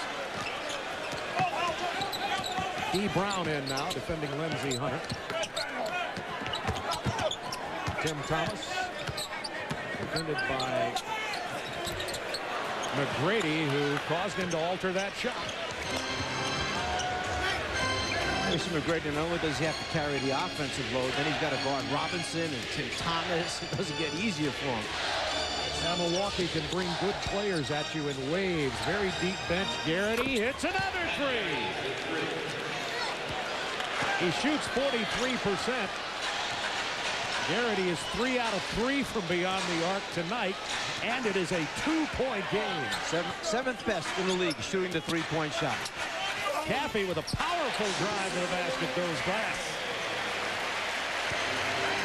Before it's all said and done, Caffey could be kind of like one of those X factors for Milwaukee throughout the playoffs, however long they are in this thing, because he's been playing better and better, and George Karl really likes what he gives him on the floor. McGrady missed it, got his own rebound, kept it alive, and finally it's controlled by Ray Allen. Now that's playoff officiating. It was rough in there, no whistle. Irvin Johnson trailing, and he's fouled by Garrity. Let's see if this is flagrant. And that's what the crowd wants, because they felt that he went after his head rather than the ball. Yeah, it's going to be. Garrity trying to recover. He goes to the baseline, then tries to take the hard foul there, reaches for arms. There's no attempt at going after the basketball. Another good call by the official. Irvin Johnson, only a 54% free throw shooter. Point. But he's one of the few bad free throw shooters. Milwaukee is third in the NBA as a team at 79%. So if this were a baseball game, we just would see a pitcher retaliated to protect his hitter like the other team threw at the other guy, right? Same thing. Well, if you want to go flagrant foul, little payback. I don't know. You don't know. Okay, it's a reach. I said if it were baseball. Caffey goes back hard to the hoop again. It's going to be Bucks ball off Orlando. Oh, now I get it. The retaliation play. That's what I had to think about it. Ray Allen left open. That's all you need to say, left open. 83-77, Allen has 18.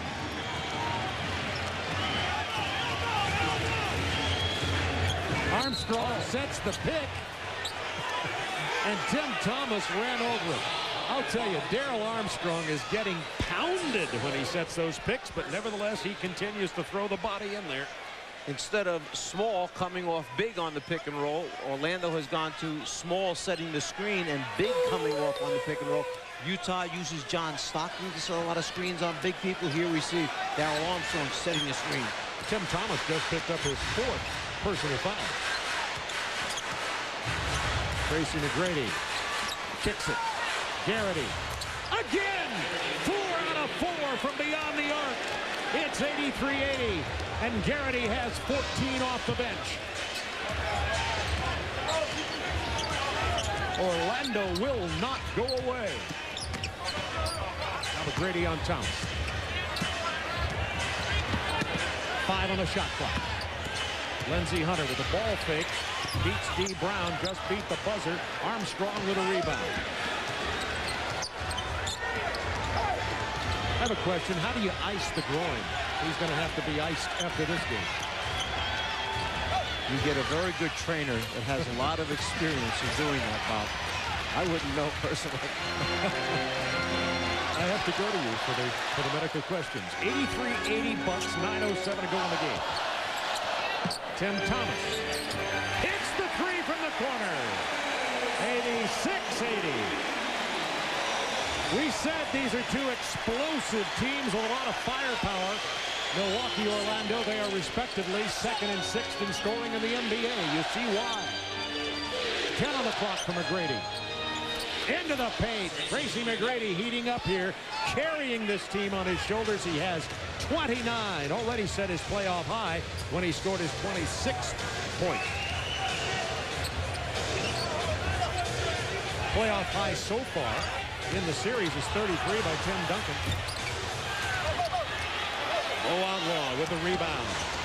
He has 9. 4-point Bucks lead.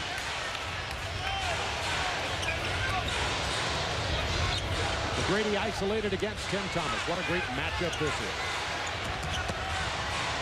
Penetrates, kicks to D. Brown, open for the jumper. Rebound, Ray Allen.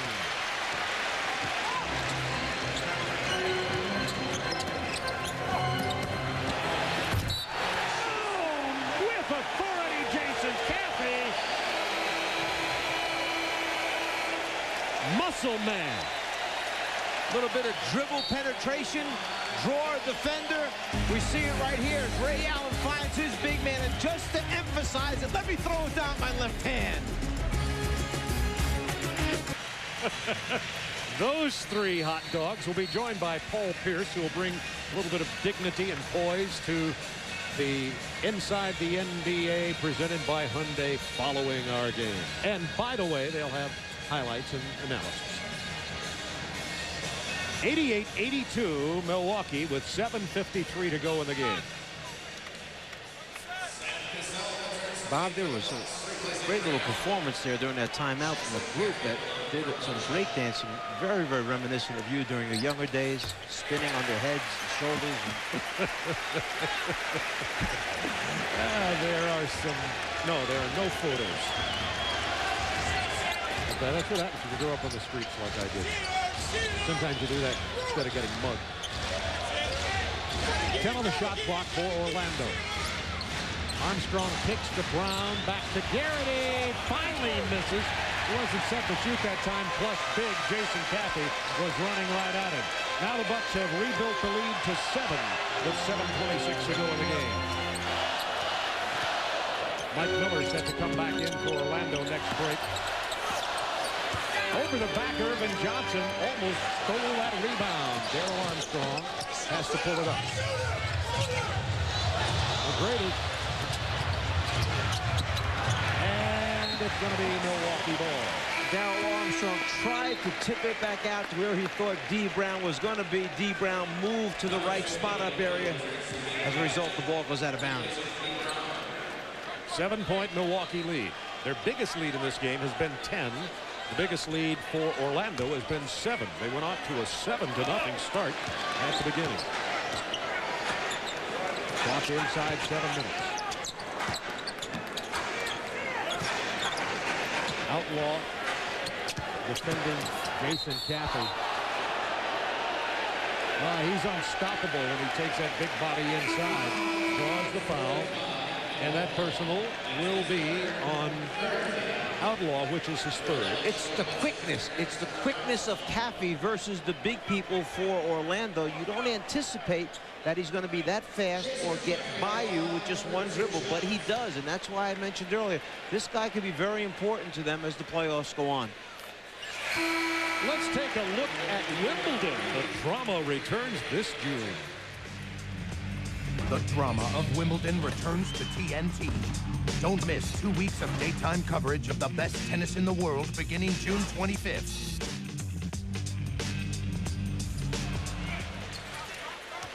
Jason Caffey only got 1 out of the 2. It's an 8-point Bucks lead.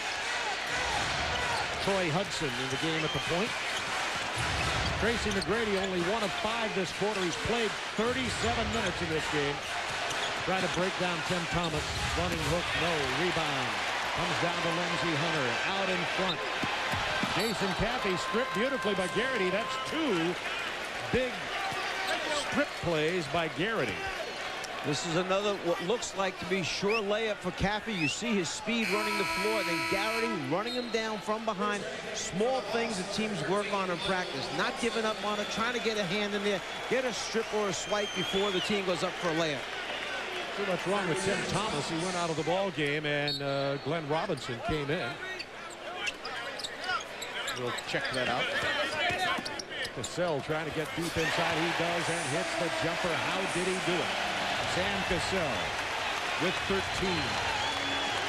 10 points. Milwaukee lead. Get a feeling that this is the last gasp here for Orlando. They need to come up with something, but Mike Miller goes to the baseline and loses the ball. Cassell starting to really feel it. He's been so active. And one! Irvin Johnson with the offensive board and the putback. You knew that Sam Cassell was going to come down and shoot this one. He had just hit a baseline jumper over Garrity. He's coming down the middle of the floor with the ball, looking it over, flying from behind at the top of the circle. There's Johnson. A little shuffle with his feet. It doesn't matter. Score and the foul. Tim Thomas went off the floor with back spasms. Trainers working at him over in front of the Milwaukee bench. So Tim Thomas is right now working on that back. Don't know whether he'll be back in the ball game or not. 11-2 run gives the Bucks their biggest lead in the game. And my question to you is, what happened? Well, when you look at the minute distribution right now for the players on both rosters, a much larger buildup on just the primary 5 or 6 people that Orlando has had to use, whereas George Karl, because of the depth that he has, you see the minutes distributed and this sudden burst. It's that extra energy that Milwaukee seems to have right now. They've done it not only at the defensive end of the floor, getting stops and forcing Orlando into taking bad shots, but then we see some high energy at the offensive end of the floor with second shot opportunities. You saw Tim Thomas leading. Remember, he had been out with the shoulder injury. It was better. He came back and played very well, but now goes out with back spasms. And the first time we see Michael Doliak in the ball game, and that was a little bit of a surprise that he hadn't played. He hits the jump shot. And he averages a little over 18 minutes per game during the regular season, and you know, during the playoffs you have to make some decisions sometimes on your rotations, and obviously Doc Rivers felt that early going the other team is the one that he wanted to use against his team primarily, but now he gives Doliak a chance. Garrity on Caffey. It rims out and is collected by Garrity. It's a 10-point Milwaukee lead. 5:08 to go in the game. Orlando a chance to cut into that double-digit lead. Milwaukee's biggest lead has been 12 just moments ago.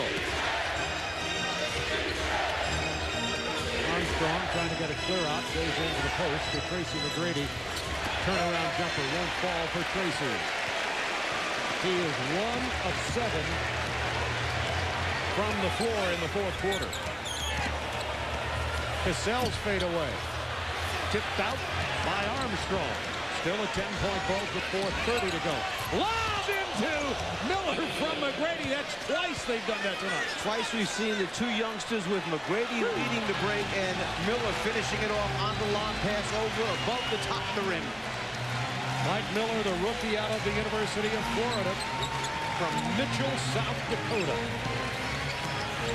Glenn Robinson working on Tracy. Some help from Miller. Shot clock to 7. Irvin Johnson had to try the jumper. That's exactly the shot that Orlando wanted Milwaukee to take. 8-point lead. Garrity wanted to try that 3 again. 3:56 to go in the game. McGrady to the hoop hard. It is now a 6-point Milwaukee lead, and Orlando just will not die.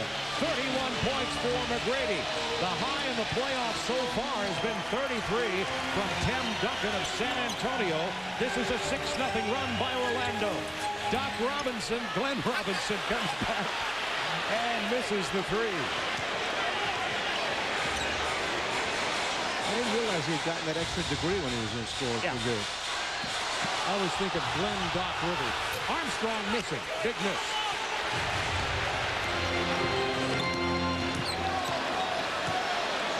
Three minutes to go in this ball game.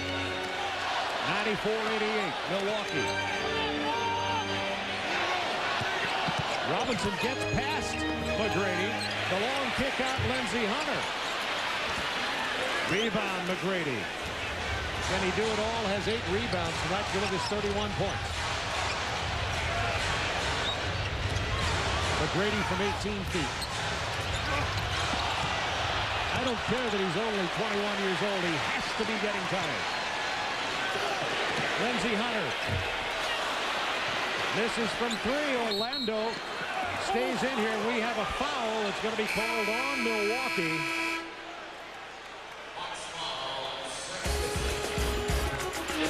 That's on Cassell, and he just picked up his fourth.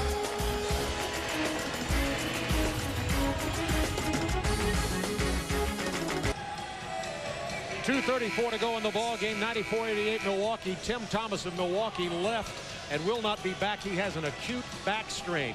You talk about somebody who could have a sore back. It's Tracy McGrady carrying the Magic.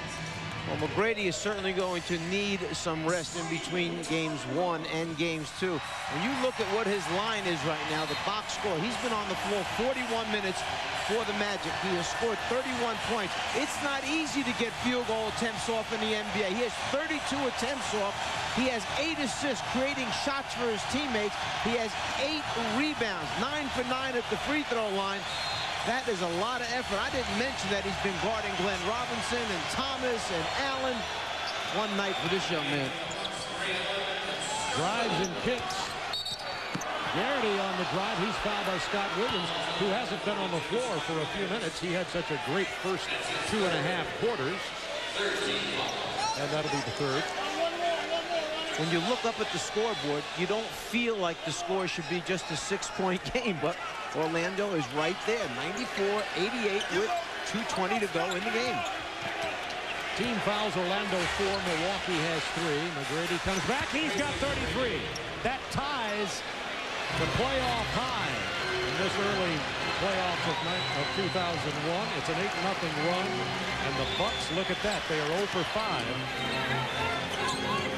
It's a 4-point game, and now that breaks the drought. Glenn Robinson, who has 14. 6-point Bucks lead. McGrady gets it inside. Back out here to Mike Miller. Rebound to Scotty Williams. Scotty has 15 boards tonight. Minute 41 to go in the game. 10 on the shot clock.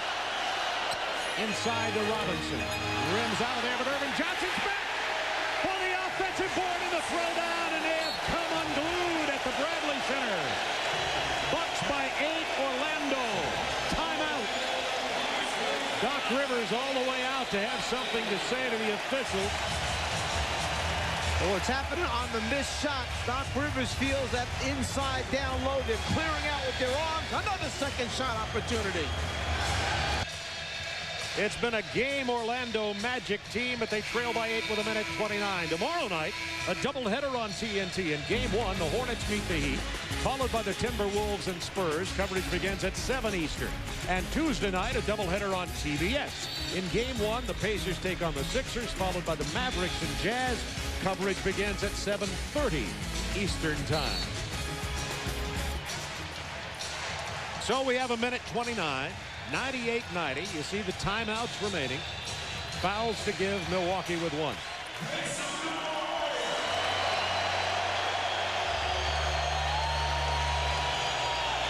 We have Doliak, Garrity, McGrady, Armstrong, and Miller on the floor. Orlando will be looking for the 3-point opportunity, down 8 here. Armstrong inside to McGrady. Garrity missed from 3. McGrady gets the offensive ball, punched away by Sam Cassell. Minute 12 to go. Milwaukee looking to hold serve in this best of 5. Inside a minute. Scotty Williams. Why not? He's had such a great game. Scotty has 19 points and 15 rebounds. 56 seconds to go. 10-point Bucks lead.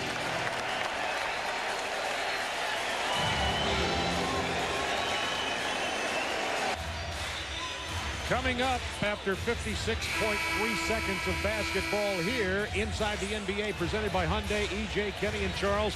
We'll be joined by Paul Pierce, scores, highlights, analysis from today's game. No, Bob, George Karl has done a great job with this franchise. Go back to the shortened season. They were 28-22 during the 98-99 season. Then 42-40 a year ago. Now 52-30. They have the most wins in the Eastern Conference with 31. New York is second with 30 wins this year. Philly, Miami, 29. Had the second most road wins. And he was rewarded this year with an extension to his contract by Senator Cole. Reportedly also got a little piece of the team as well. I think it's a tremendous tribute to what George and his staff have done here in Milwaukee. And the crowd is a great tribute to what they've done. You can hear them. Yeah, somebody was saying today George should get a piece of the action from the ticket sales, but now he is getting a piece of the action from the ticket sales. Orlando cut the 12-point deficit to 4 at 94-90. At 2:14, got no closer, and Milwaukee's going to hold serve in the first game of the first round. Second game here will be on Wednesday night. Doc Rivers coaching Troy Hudson, even with 41 seconds remaining. Doc Rivers' first playoff game as a head coach. Interesting that for the season, in the 4 games between these two teams, the average margin of victory has come out to be 11 points for Milwaukee, and here we are right now with a 10-point lead with 41 seconds remaining. It's not easy to beat a team 10 straight times, Bob. That's about to be the story here. The last time Orlando won was in April of 1999. Hudson tries to drive past Cassell, is fouled with 36 seconds to go. So there have been some upsets in this first round, yesterday and today. Phoenix got Sacramento today at Sacramento. Orlando showed some signs here tonight, but they could not pull it off. Tracy McGrady, however, has 33. Hill with 9 rebounds and 8 assists. 23 seconds to go, and yet another foul. This one on Troy Hudson. So the first weekend of playoffs, a lot of parity in the NBA. People talked about how the first round could be interesting, and Mike, it has so far been thus. Oh, there's no question. This is a very, very difficult round to get past, particularly if you are the team with home court advantage. You go into those first 2 games, and unless you have an extremely confident, poised team, in the back of your mind, you're saying to yourself, we can't afford to lose one of these first 2 and lose that home court advantage, and then all of a sudden give the opponent all the confidence that they need going back home again. So it's tough to get by this first game in particular and win those first 2 and move on. George Karl now clearing the bench for this last 23 seconds. 6 bucks in double figures, led by Scotty Williams, 19 points and 16 rebounds. Miller misses from 3. They'll just let it run out now. And the Bucks are going to win it by 13 to go up 1-0 in this playoff series between the 2nd seed Bucks and the 7th seed Orlando Magic, and Milwaukee ends this game on a 9-0 run. 103-90 Milwaukee. Look at this place. It's been like this all year, particularly the last quarter of the season here inside the Bradley Center. 16 sellouts, and Grant Hill, who you see there, knows he'll be back next year. It might be another story if the 2 get matched up. And now let's go to Cheryl Miller. Ray, in the first half, you were only 3 of 11. What was the difference in the second? We passed the ball. I think in the first half, we came out, we were so individual, we didn't pass the ball. I think in the second half, we passed it better. Talk about the play of Scott Williams, 19 points, 15 boards. I think Orlando said Scott Williams was going to beat us tonight, and that's what he did. We found him. He was open a lot. He made the shot. You guys swept Orlando, obviously, in the regular season. This team would not go away. Oh, yeah, they're a feisty team. They're going to play hard. It's a playoff. They have a lot of motivation. They haven't beaten us in a while, so they're coming out to play basketball. We got to be ready for it. What kind of game should we anticipate?